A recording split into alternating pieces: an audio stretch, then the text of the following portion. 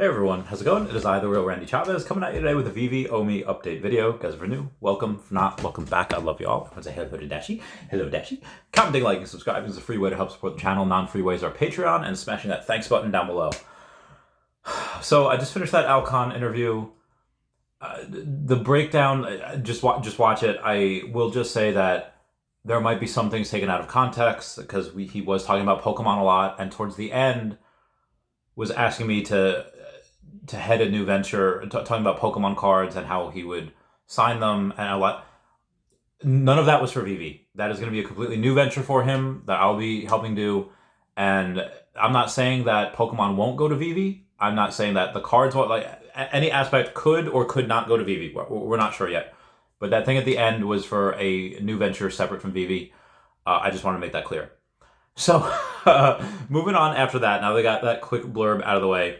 We'll go on everything that's been going on the past few days. Sorry I haven't been here. It's just had a lot going on. Been traveling a lot for things. Anyway, it was reported that Elon Musk, the Tesla team, just completed a 500-mile drive with a Tesla semi weighing at 81,000 pounds. Why is this important? Because under U.S. federal law, the maximum laden weight for a semi is 80,000 pounds. Some heavier duty trucks may have a higher GVWR for safety, but it remains illegal to load them past 80,000. So when Elon Musk is doing a 500-mile thing with 81,000 pounds.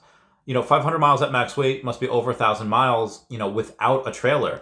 So if you have something without a trailer, why I'm bringing this up is because when Omi moons, and it will, in my opinion, not financial advice, this is something that will, in my opinion, it'll give me the opportunity to diversify in other things.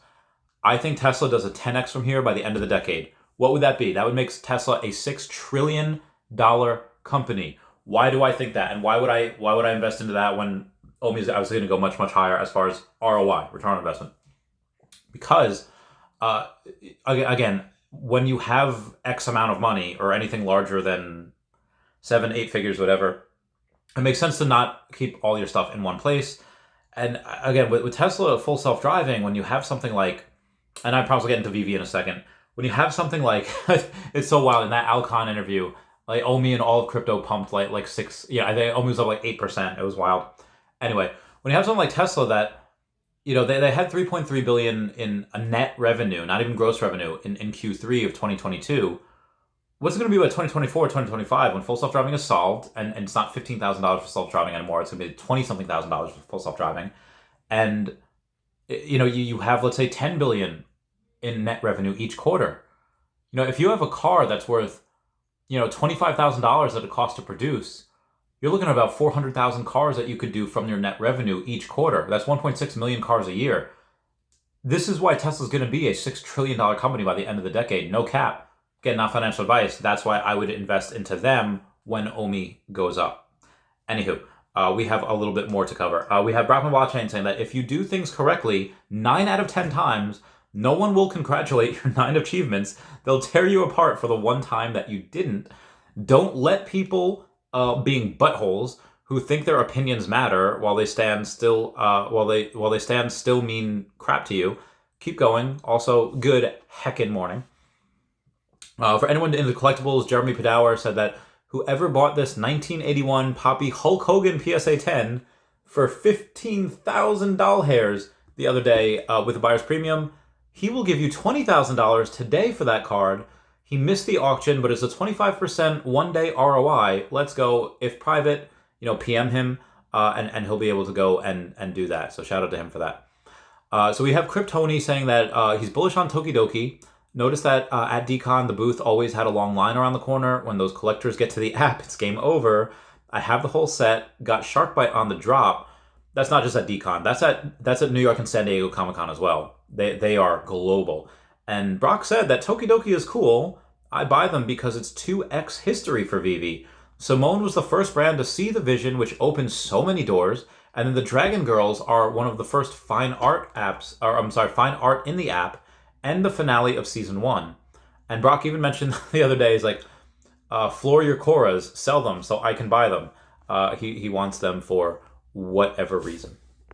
There's been a lot of talk with comics recently, mainly because we have Amazing Fantasy 15, number 88, and number 87. Yes, the comic books.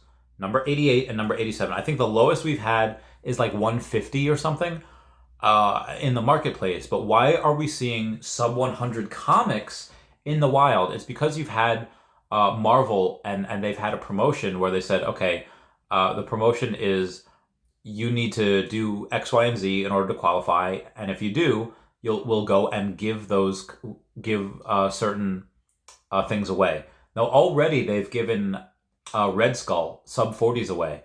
So if you have sub 41s, which again Dan had said last year that number 1 is going to be in a showroom, like the edition number 1s, those will be in a showroom. That'll be in technically a museum, and then the licensors number 2 through 40 will be saved for either licensors, people that work for Vivi, etc. So it's no surprise that the licensors are using that for giveaway, either to have the Vivi peeps go and download the Marvel.com stuff for their comics, or having their audience go and buy the Vivi stuff. Because again, if you give one thing away for free, what Walmart does, they'll take a loss on certain things in hopes that you'll shop around and buy other things that are that make the money. It makes sense. Okay, yeah, let's give this one thing away for free that didn't cost us any money to give anyway, in hopes that people download the Vivi app and they buy more of our things on there. So this is something that for me that's very, very bullish.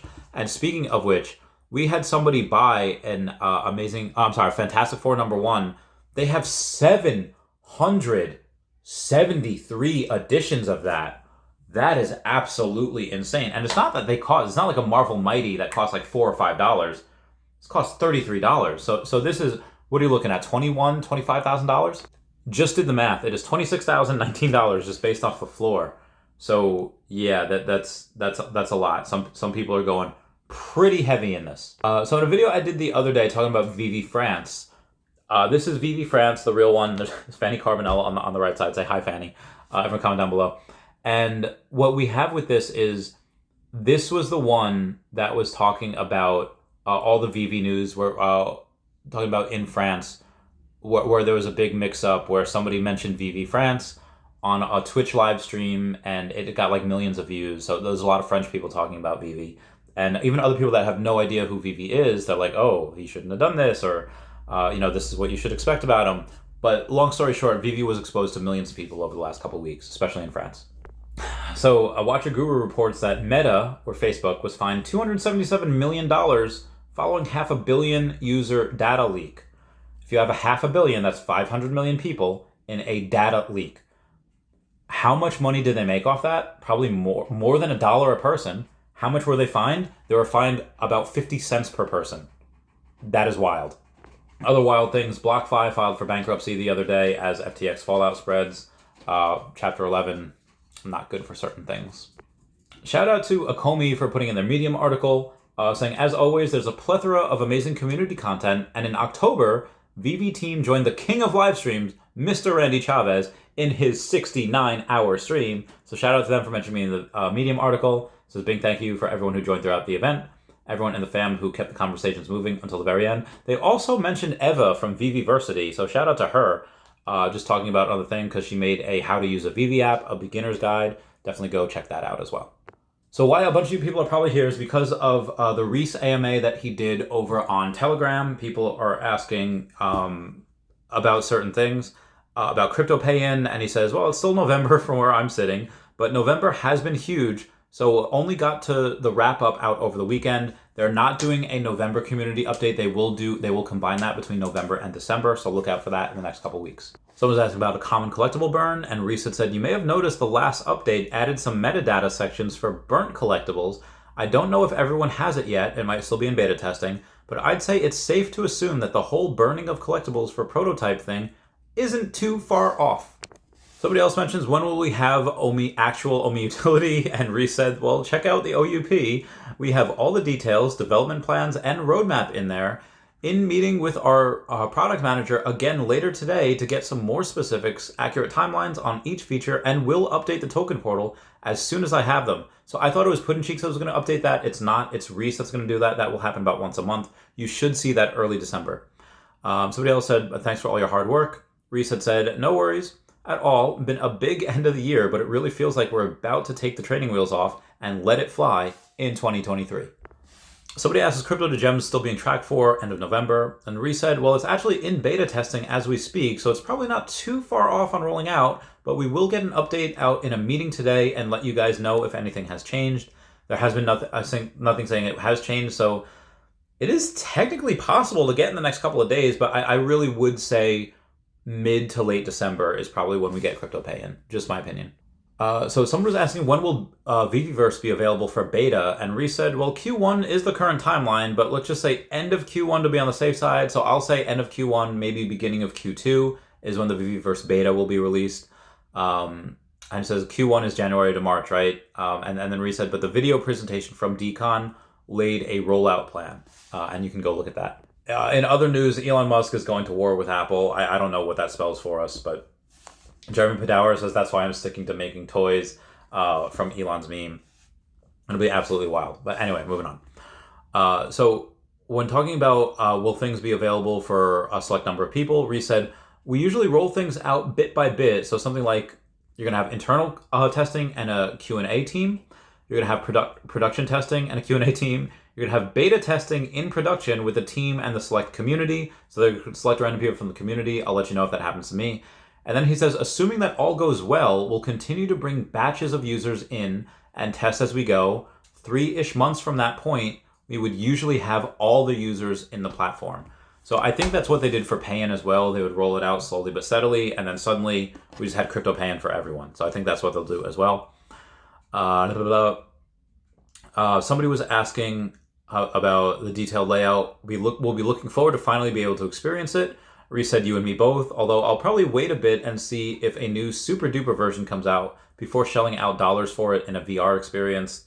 Instead of shelling out 500 however much dollars for HT Vive or whatever else, he's going to wait on that.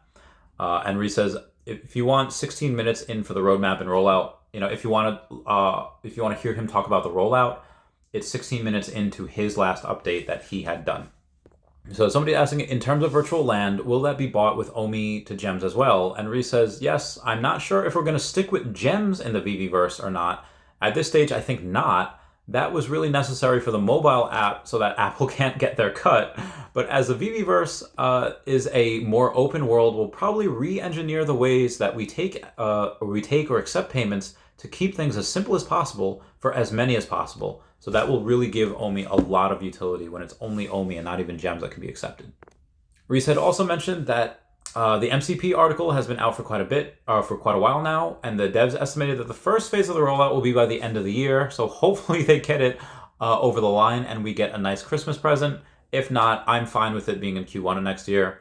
But it says that the OUP info will be released, that was released 2 weeks ago, is specifically for the Vivi app, and we'll have a whole list of other utilities for OMI in the VeVeVerse. So the VeVeVerse will have its own utility. Absolutely pumped with that. Somebody's saying, why isn't Dan and David not really engaging anymore when it comes to the VeVeVerse or anything? Which I think is silly, because Reese said they spoke about it a lot at DesignerCon, and David even wore an OMI hat that I wanted to get my hands on. But I think people are misunderstanding roles here more than anything. Reese is the person to speak to when it comes to the OMI token, and they have their own roles and responsibilities to manage. So if you have any questions, really direct them towards Reese. And Reese said, utilities is the name of the game, especially as the platforms become more capable and regulations become clearer. And now that the event schedule is out of the way, we can get back to normal programming where he can go and do a lot of updating on stuff. It says, on the Akomi side, it's more likely to be myself, and on the AMAs, though, he has one the next week with Captain Vivi, and then the week after in the Queen's Court as well. So Lori Brenner will have Reese on, I think, next week, and then she'll have David on, I think, the week after. So definitely, keep it in tune for that. Reese says he keeps the list as up-to-date as possible on the token portal. Reese was supposed to have something with Eva from VeVeVersity and myself over the last week or so, but a lot of schedules have been really, really crazy. So we might get that later this month, maybe the week of Christmas or before Christmas. We're not sure. We'll keep you posted on that. So when the crypto payout is expected, Reese had said it should be live again with crypto pay in, which is in beta testing at the moment, but will be payout to major currencies such as Bitcoin, Ethereum, USDC, and maybe both BNB and USD, and a couple of others too. To go a bit further up, he said that we're thinking about removing the gems completely from the VeVeVerse as a different product. So somebody was saying, all sounds great, to be honest, just keep going. So much happened since last year. One more thing, I hope for 2023, 2024, especially mass promotion and media. Reese said, completely agree. We had originally kicked the idea around of being able to sell your gems for OMI or vice versa, peer-to-peer, which would also collect and burn fee in the middle to reduce circulating supply. It would give people quick access to gems in the VeVe app should they need to list an item in OMI and close up some of the frustration from that UI, but we left it out for now just to stay clear of AML laws.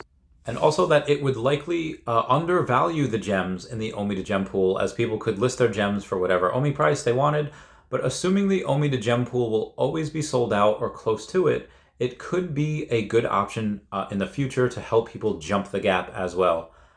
So be advised, their notion, what they believe is that the OMI to gem pool, which they already donated $1 million to, and the crypto pan will help fund, it's always going to be almost out because so many people are going to be using their OMI to buy gems, which I believe as well.